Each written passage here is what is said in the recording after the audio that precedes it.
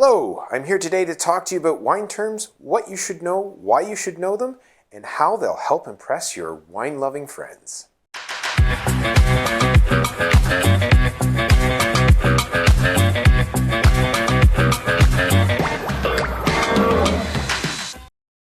You ever go out with your friends that seem to know way too much about wine and they start talking and you think they're speaking another language?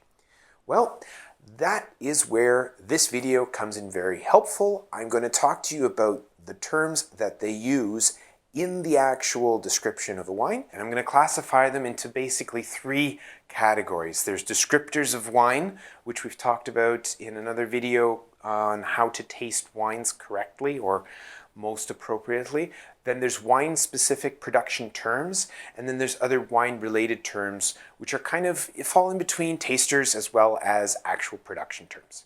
So, getting into the actual descriptors, I'm going to do a quick summary here of what they are, and then I'll go into them individually. So there's aroma or bouquet, there's body, there's dry, there's sweet, there's the finish of the wine, legs of the wine, whether it's fruity, tannic, oaky, or acidic. So, one by one, the aroma or bouquet usually describes the actual flavors that you sense with your nose, or the aromas or the flavors that are present in the glass before you take the first sip.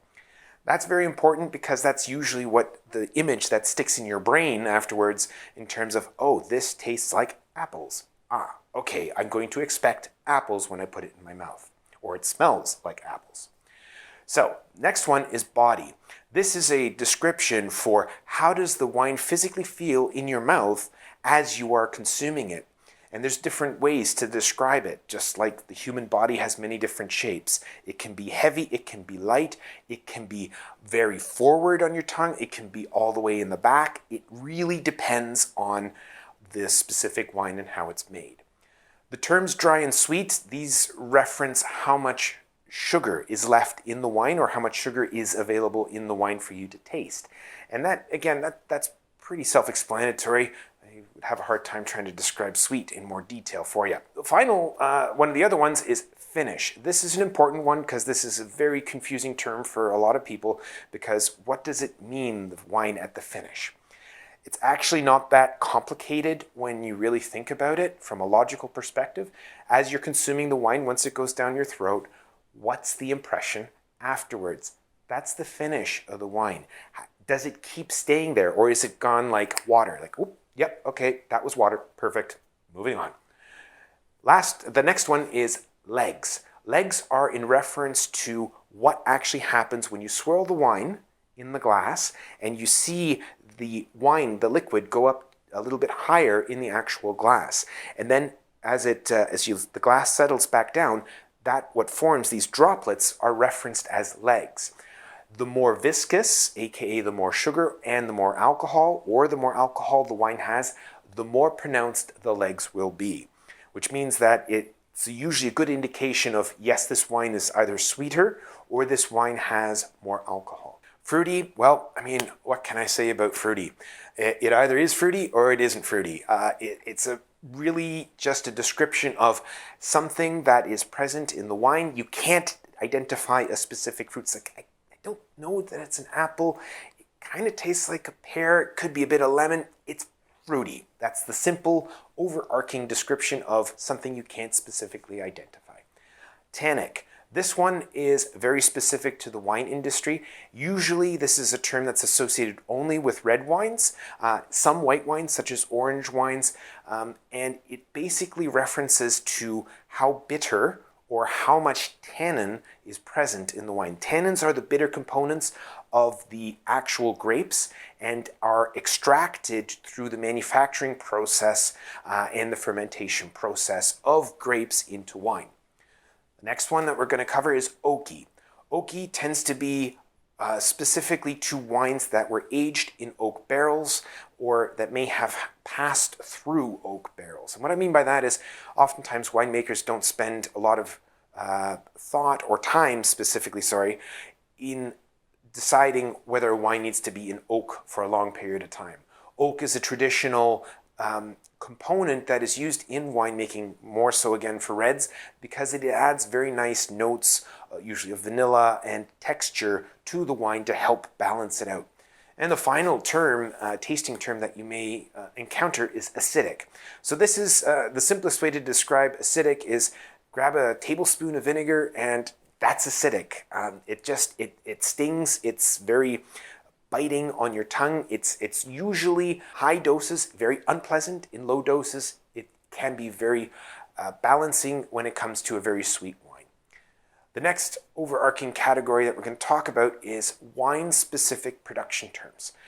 Again, these are more industry lingo, and they're very specific terms that you may encounter in the tasting room, especially if you have sort of a more intimate tasting with one of the attendants at the winery that you're visiting. So maceration.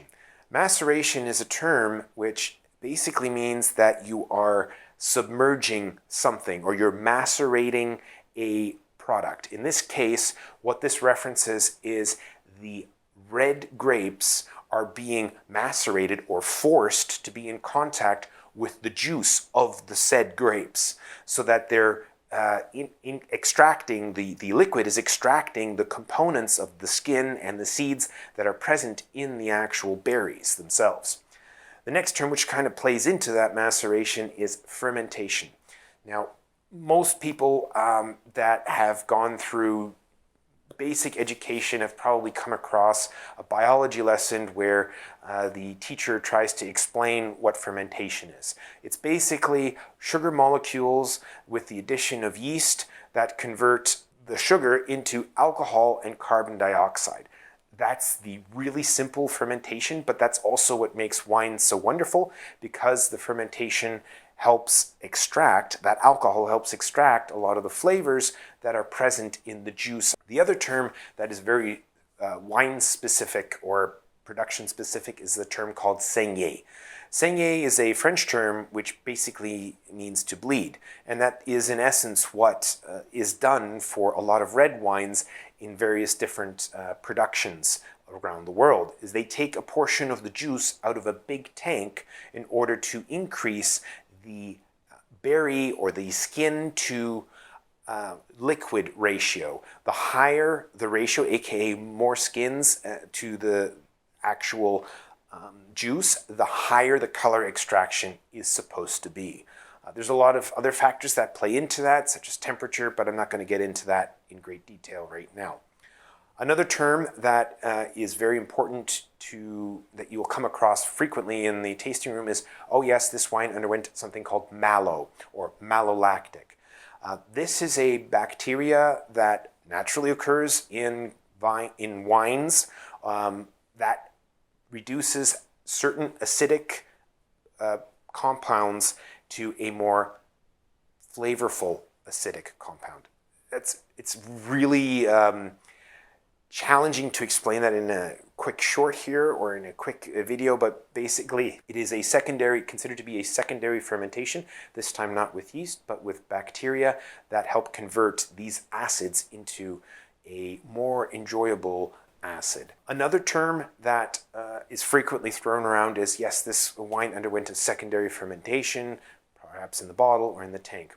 Secondary fermentation, very similar to the first fermentation, same formula. Basically, you're converting sugar into alcohol and CO2. Only the secondary fermentation usually occurs in a wine that already has alcohol present, where more sugar is added, and the end goal is actually to achieve a CO2 saturation in the liquid. This is most commonly known or most commonly used for sparkling wine production.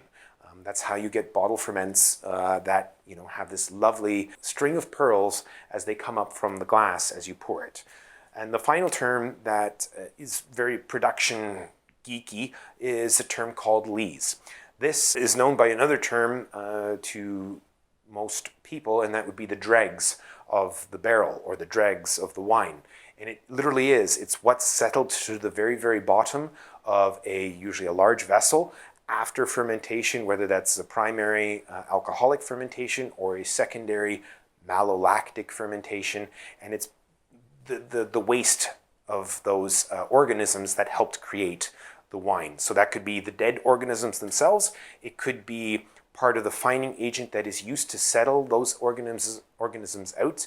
And it tends to be a very, very heavy substance, almost solid in its consistency. It's not liquidy, it's not running like wine is. So that hopefully explains the wine production terms. The other terms that I did want to also address, sediment is frequently something that is referenced in our facility here for the little bit of what looks like, again, sediment or perhaps sand on the bottom of a bottle. This usually occurs in older wines, and it is a very natural, safe product that has precipitated out of the solution.